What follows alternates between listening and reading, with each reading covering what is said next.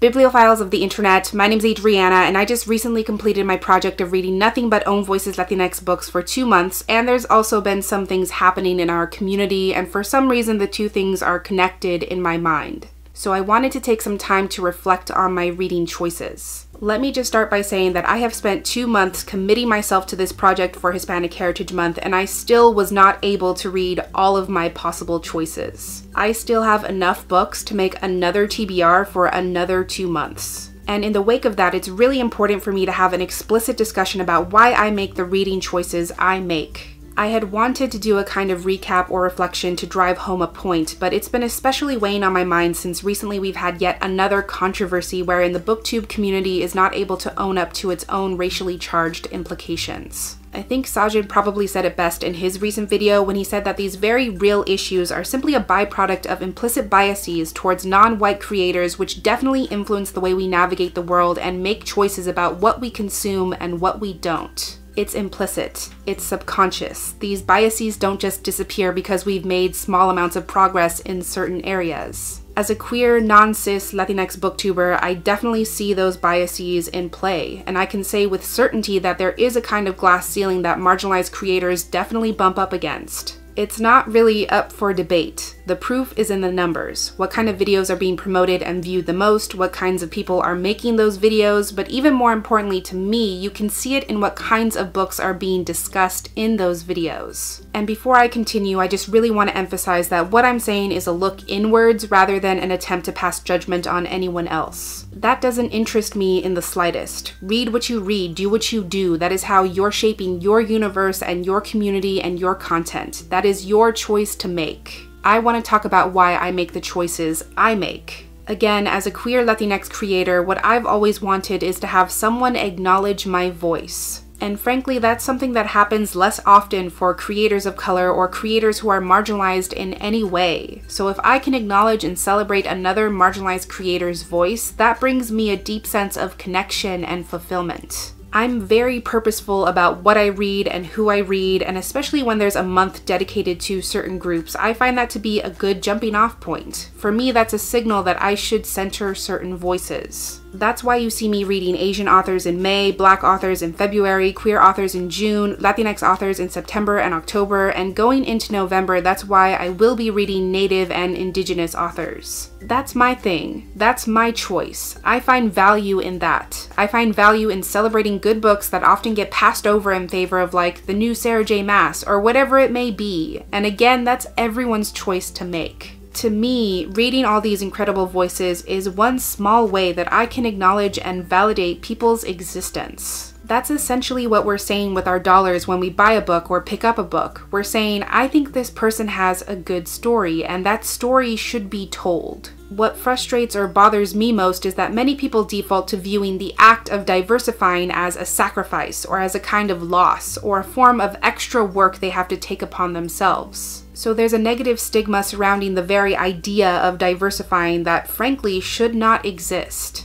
I'm specifically talking about how these conversations about needing diversity and is BookTube racist cycle through again and again, and when people use that as a call to action to say, hey, how many brown faces are in your subfeed? How many POC authors do you read? People are very resistant to that. Like, the number one defense I see people fall back on time and time again is, well, I don't read books to check off boxes. If a book is good, I'll read it. I don't care who writes it. But that's not being reflected. That's simply not the truth, because there's some good-ass books out here, some of which I promote 24/7, and the comment I get the most is, oh my god, that book sounds amazing, I didn't even know it existed. But I digress. I mean, first of all, no one is gonna fight you on that. Of course, enjoy what you read what you enjoy, but I'm just exhausted by this mindset of, well, I only read good books, because it only ever comes up when we're talking about marginalized creators. Like, when has Becky Albertalli or V.E. Schwab or Brandon Sanderson or whoever put out a book and people have been like, well, I guess I'll read it if it's good?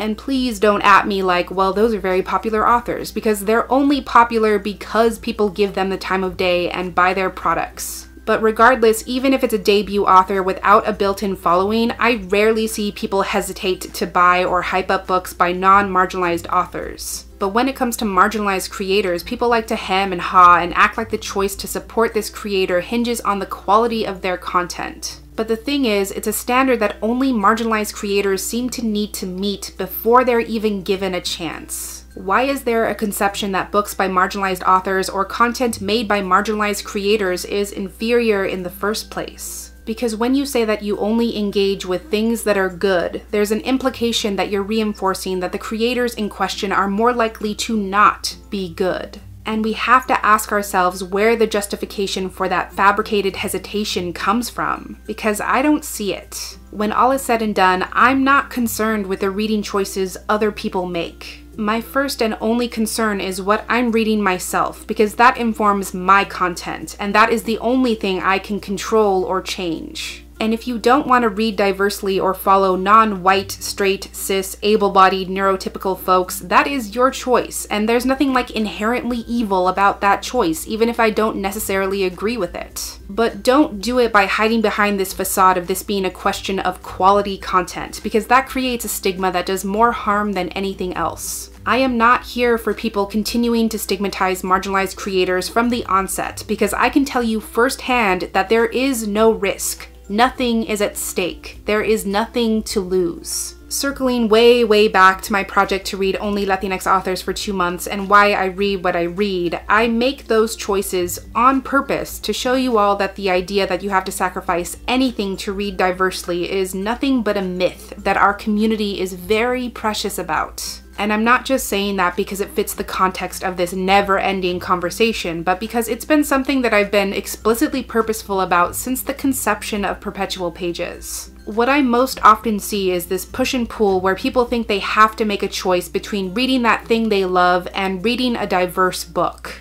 And it's just a false dichotomy, it's a false choice. ¿Por qué no los dos? First of all, if you read widely and often, you are most likely able to read that new Sarah J. Maas and that new Yoon Ha Lee. You can do both. And I feel like the proof is in my own content, because yes, I prioritize own voices often and always, but I also read plenty of things by non-marginalized authors. And no one's revoked my queer POC card yet. But more importantly, marginalized creators are already making content within the context of the things you love. One of the reasons I was really excited this year to continue my project of reading Own Voices Latinx books, not just from the 15th to the 15th, but through 2 whole-ass months, was because I knew I would be able to reference back to it and make a point. I wanted to be able to say, look, we are in your contemporary YA, we are in your historical fiction, we are in your comics, we are in your poetry, we are in your SFF, we are in your paranormal, we are in your horror stories, we are in your middle grade, we are in your romance, we are in your new releases and your classics. We are there. We have always been there, and I feel like if you were really committed to a certain genre or a certain niche, you would have no problem finding these creators or these stories. And if you aren't finding them, it's not a question of quality or worthiness, but the symptom of a deeper disconnect. And if that's the case, I feel like we owe it to ourselves to interrogate that and investigate why that really is. And frankly, marginalized creators do not exist in the first place to check off boxes. We exist because we're people and we have voices that deserve to be heard and stories that deserve to be told. And either you're gonna listen or you're not.